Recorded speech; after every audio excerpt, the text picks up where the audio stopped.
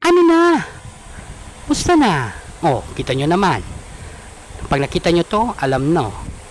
Oh, oh. Kita nyo naman. Okay, halika guys. Luto tayo ng chicken tinola. So sa pan, sinabay-sabay ko na lahat yan. Siyang sherry, ginger, onions, garlic. Sabay-sabay nyo na yan. Huwag nyo masyadong tostahin. Okay, saute lang natin. Then, next to it would be chicken. Oh, lagay mo na. Yan. Yan, saute lang natin ng bahagya. Huwag nating tubigan agad. Then, next to it, lalagay tayo ng chicken nor. Dahil chicken tinola. Ikaw, alam nga malagyan mo ng tinola ang shrimp. Alam nga malagyan mo ng pork. Siyempre, ang lalagay mo, chicken. Chicken nor cube.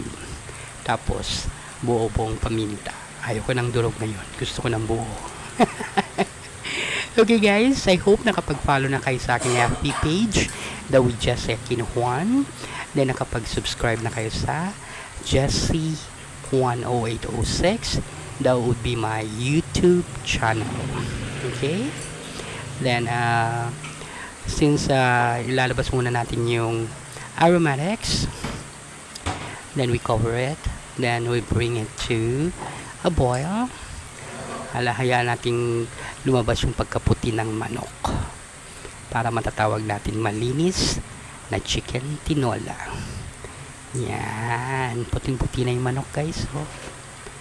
Yan, konting halo, takpan, then hintayin manuot ang mga seasoning, mawala ang unang katas ng manok. Then open it.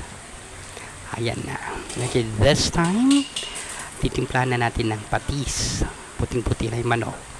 Yan, lumabas na yung katas ng manok.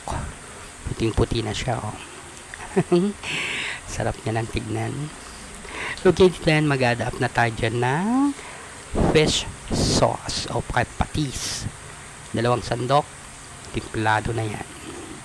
Then, ang sangkatutak na tubig para sa sabaw. Pakuluin natin to guys.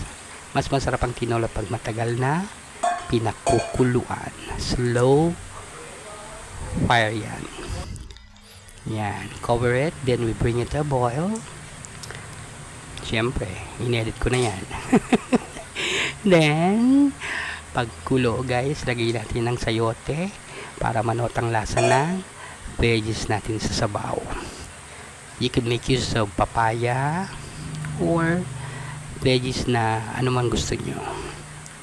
Okay, but dito sa Manila, mas prefer nila ang sayote. Give it a taste.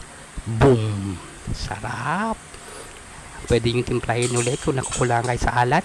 Timplahin nyo ng salt. Pero sa akin, okay na yung lasa. There you have it. Till next time.